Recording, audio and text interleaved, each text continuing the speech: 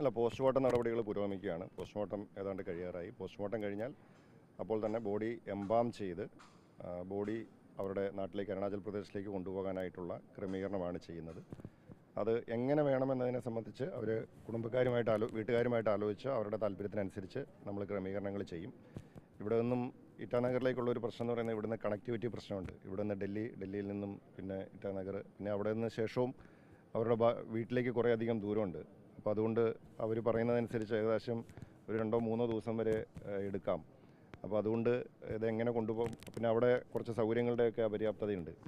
അപ്പോൾ അത് അവർ ആലോചിച്ച് അവരുടെ താല്പര്യത്തിനനുസരിച്ച് അവരുടെ അഭിപ്രായത്തിനനുസരിച്ച് നമ്മൾ ബോഡി കൊണ്ടുപോകാനായിട്ടുള്ള ക്രമീകരണം ചെയ്യും. ഇപ്പോൾ വിമാനമാർഗം കൊണ്ടുപോകാനാണെങ്കിൽ അങ്ങനെ, അല്ലെങ്കിൽ ബൈ റോഡാണെങ്കിൽ അങ്ങനെ, അത് അവർ ആലോചിച്ച് അവരെ അറിയിക്കും. അതിനനുസരിച്ചിട്ടുള്ള ക്രമീകരണം നമ്മൾ ചെയ്യുന്നതാണ്. ഈ കുടുംബത്തിന് എന്തെങ്കിലും പരാതികളുണ്ടോ? അല്ല, അതിപ്പം പോലീസ് മൊഴിയെടുത്തിട്ടുണ്ട്, പോലീസ് കേസെടുത്തിട്ടുണ്ട്. അവർക്ക് പോലീസുമായിട്ട് സംസാരിക്കണം എന്ന് പറഞ്ഞിട്ടുണ്ട്. അതിനുള്ള സംവിധാനം നമ്മൾ പോലീസിനോട് ഈ കുടുംബത്തെ കാണണമെന്ന് പറഞ്ഞിട്ടുണ്ട്. അത് കൃത്യമായിട്ട് അതിൻ്റെ അന്വേഷണം, പോലീസിൻ്റെ അന്വേഷണം അതിൻ്റെ കൃത്യമായ നിലയ്ക്ക് തന്നെ മുന്നോട്ട് പോകും. താങ്കൾ കണ്ടപ്പോൾ രക്ഷിതാക്കൾ എന്താണ് താങ്കൾ പറഞ്ഞത്, ആവശ്യം ഉന്നയിച്ചിട്ടുണ്ടോ? അല്ല, അവർക്ക് അധികം പബ്ലിക്കിൽ വരാനായിട്ട് അധികം താല്പര്യമില്ല. അവരൊരു റിക്വസ്റ്റ് മുന്നോട്ട് വെച്ചിട്ടുണ്ട്. ഇപ്പോൾ വിദ്യാർത്ഥികൾക്ക്, കോളേജിൽ നിന്നുള്ളവരുടെ സഹപാഠികൾക്ക് കാണാനായിട്ടുള്ളൊരു സംവിധാനം കൊടുക്കും. അത് ആരും കവർ ചെയ്യരുത് എന്നുള്ളൊരു അഭ്യർത്ഥന അവർ വെച്ചിട്ടുണ്ട്. കുടുംബവും മുന്നോട്ട് വെച്ചിരിക്കുന്ന ഒരു ആവശ്യമാണ്. അതുകൊണ്ട് അതെല്ലാവരും ആ അഭ്യർത്ഥന മാനിക്കണം എന്നുള്ളൊരു അഭ്യർത്ഥനയാണ് എനിക്കും വയ്ക്കാനുള്ളത്.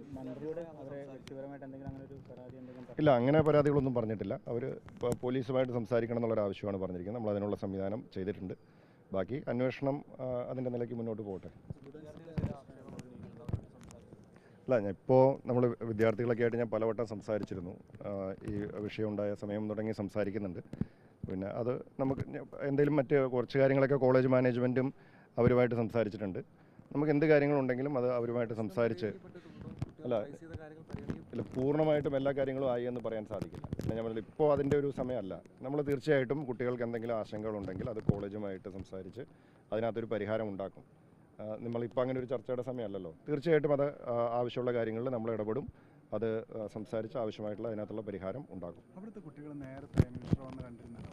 അപ്പോൾ മിനിസ്റ്റർ മാനേജ്മെൻറ്റ് സംസാരിച്ചപ്പോൾ അവരുടെ ഭാഗത്തുനിന്ന് ലഭിച്ച മറുപടി എന്തായിരുന്നു? അല്ല, നമ്മളിങ്ങനെ ഒരു കാര്യം, ഇപ്പോൾ KTUവിൽ ഇയർ ബാഗ് സിസ്റ്റം വന്നപ്പോൾ നമ്മുടെ മുമ്പിൽ ആ വിഷയം വിദ്യാർത്ഥികൾ ഉന്നയിച്ചിരുന്നു.